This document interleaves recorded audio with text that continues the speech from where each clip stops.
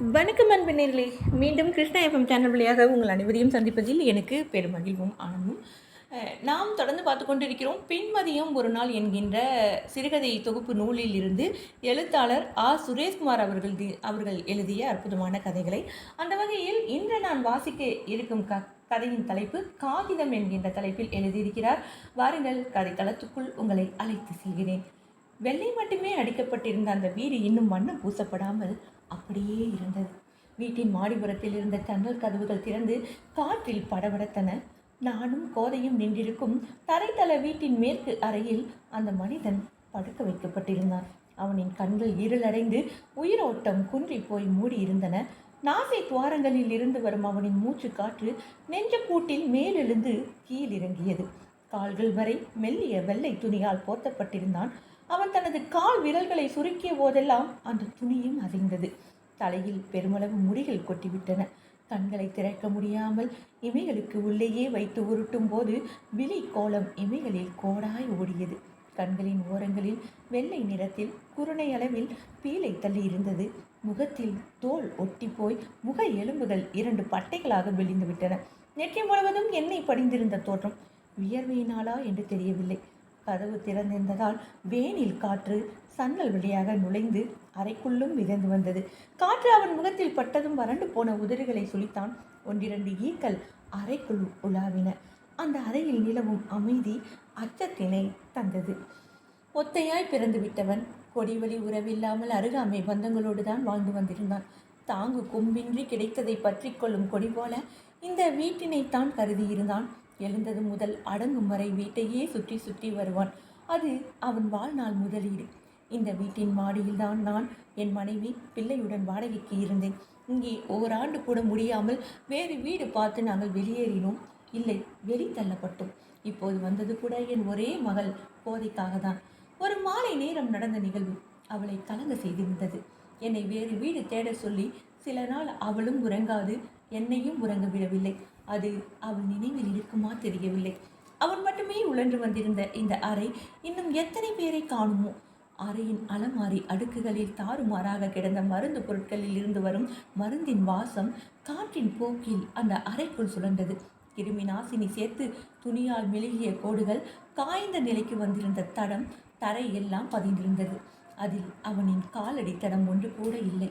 அவனின் வீட்டம்மா அவர்கள் கலக்கத்துடன் நடந்தபடி இருந்தார். அந்த மனிதனின் வாழ்க்கையை தான் அவரும் வாழ்ந்திருந்தார். வாடின மலர் போல அவரின் முகம் ஒளிவிழந்து விட்டது. நெற்றியில் படிந்திருந்த வெக்கையின் ஈரத்தில் முடிகள் ஒட்டி கொண்டிருந்தன. துயரத்திற்காக காத்திருப்பது மேலும் துயரம்தான். துயர் உற்றவனுக்கும் நோய்மை கண்டு ஊன் சுருங்கி போனவனுக்கும் வேறு என்னதான் தீர்வு? வாழ்க்கை மரணத்தை நோக்கி போகும் ஒரு வழிப்பாதை. அதிலிருந்து யாரும் திரும்பி விடப் போவதில்லை. இதோ இப்படி சாரிழந்து குச்சியை போல் அவனை கிடத்தி போட்டது நோய்தான். அவனுக்கு நெஞ்சக நோய் இருந்தது.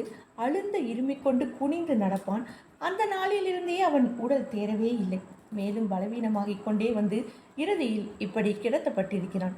என்னை வெறுத்து வெளியேற்றிய அந்த மனிதன் என்னை ஏன் அழைக்க சொல்லி இருக்கிறான் என்று எனக்கு துளி கூட விளங்கவில்லை.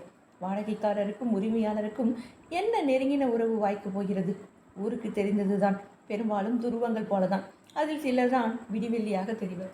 இந்த அழைப்பை நான் மறுத்தபோது கூட கோதை தான் வழியே வந்து போகலாம் அப்பா என்றாள். அவளின் நண்பர்கள் இங்கே இருக்கிறார்கள். அவர்களை பார்த்து பேசக்கூட ஆசைப்பட்டிருக்கலாம். அவளுக்காகவே சம்மதித்து அவளையும் இங்கு அழைத்து வந்திருந்தேன். நான் மறுதளித்ததன் காரணம் கோதைக்கு புரியவில்லை. இன்று பார்த்து கோதையின் நண்பர்கள் யாரும் இல்லை. அவர்கள் குடும்பத்துடன் வெளியூர் சென்று விட்டார்கள் என்று வருத்தத்துடன் சொன்னாள். பால்ய காலத்தில் நண்பர்களை பிரிவது சிறு பிள்ளைகளுக்கு ஏற்படும் முதல் அழுத்தம். அது அவள் முகம் வாடியதிலிருந்தே தெரிந்தது. ஜன்னலின் வழியே பார்த்து கொண்டிருந்தேன். வாசலில் நின்றிருந்த வேப்ப மரம் சிறிதளவு அசைந்து கொண்டிருந்தது. முன்பு ஒரு நாள் அந்த மனிதன் சிறிய விஷயங்களுக்கெல்லாம் கோபப்பட்டு சீறிக் கொண்டிருந்தான். பிள்ளைகள் விளையாடி சிரிப்பது அவனுக்கு பிடிக்கவில்லை. எரிச்சலுற்று அந்த பிள்ளைகளிடம், ஏய், தூரம் போய் விளையாடுங்க, போங்க என்று அவன் விரட்டி கொண்டிருந்த இந்த வாசல் இன்று அமைதியாயிருந்தது. இப்போது மண் கொட்டப்பட்டு சமன் செய்து சிமெண்ட் பூச்சி பூசி இருந்ததால் வெயில் வந்தால் சூடாகும்படி இருந்தது. பக்கத்து மனைகளில் சில வீடுகள் எழும்பி இருந்தன. மற்றபடி கற்கள் தான் நடப்பட்டிருந்தன. மண் தன் வளமையை தராமல் உயிரற்றே கிடக்கிறது. மனை வணிகர்களின் கையில் அகப்பட்டு காசுக்காகவே அந்த மண் சாகடிக்கப்படுகிறது. மனித மனங்களை எப்படி புரிந்து கொள்வது? நான் சன்னலை விட்டு நகர்ந்தபோது கோதை என் கையை பிடித்து கொண்டாள். அந்த மனிதனின் படுக்கையை சுற்றி 2-3 பேர் சேர்ந்து பாடினார்கள்.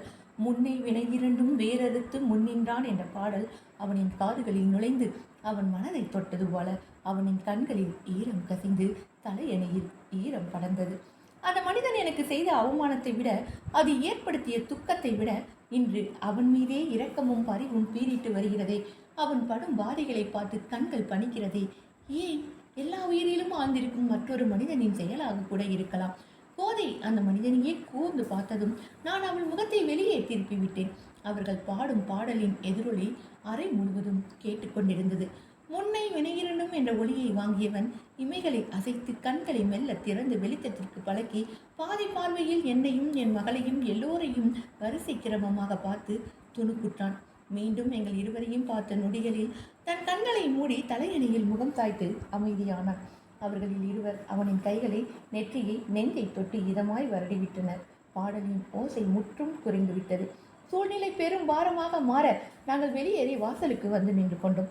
வேப்ப மரத்தின் இலைகளைப் போல் நினைவுகள் மெல்ல அசைந்தன. இந்த வாசலில் தான் அந்த மனிதன் என்னை அவமதித்தான். வாடகை தருபவர்களை சொந்த வீடு வைத்திருப்பவர்கள் கிள்ளுக்கிரையாய் எண்ணிக்கொள்கிறார்கள் போல. பலவித கட்டுப்பாடுகள், காலை மாலை வருவது போவது என பல விதிகள் எனக்கு வழங்கப்பட்டிருந்தன. கூடவே கோதையின் விளையாட்டிற்கும். ஒரு நாள் கோதை தனது நண்பர்களுடன் விளையாடி கழித்திருந்த பொழுது வலிமையான சூறை காற்று மேற்கு திசையிலிருந்து சன்னல் வழியே உள் நுழைந்து அரை கதவை படார் என சத்தமிட்டு அறைந்து விட்டது. எதிர்பாராத இந்த நிகழ்வில் கதவின் கைப்பிடியிலிருந்து மேல் நோக்கி சிறிய விரிசல் கண்டுவிட்டது. கதவு மூடிய சத்தத்தில் கோதையும் நானும் திடுக்கிட்டு போனோம். அதை பார்த்தபின் அவளுக்கு சில அறிவுரைகள் கூறினேன். அந்த மரக்கதவு அப்படி ஒன்றும் உயர்ந்த வேலைப்பாடுகளில் இல்லை. அது உடனடியாக தயாரிக்கப்பட்ட கதவு. மிக எளிமையாய் வடிவமைக்கப்பட்டிருந்தது. அவ்வப்போது என் மனைவி கோதையை தான் திட்டினாள். திட்டாதே, அவள் சிறுபிள்ளை என்றதும் நீங்களாச்சு அவளாச்சு என்று பேச்சினை முடித்து கொண்டாள். அவளுக்கு பணம் செலவாகுமே என்கிற வருத்தம். பணம் யாரிடம் நிலைத்திருக்கிறது? உண்மையில் பணம் ஒரு நாடோடி. நிலையான இருப்பிடம் அதற்கு உண்டா என்ன?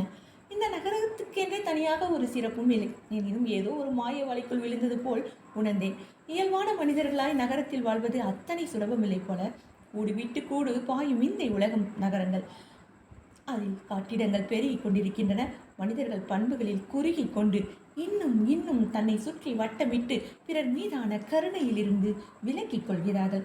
நாங்கள் இந்த வீட்டை விட்டு வெளியேறிய நாளில் வீட்டை சுற்றி பார்வையிட்டு வந்த அந்த மனிதன் நாங்கள் குடிபுகுந்த நாளை விட ஆழமாக பார்த்தான்.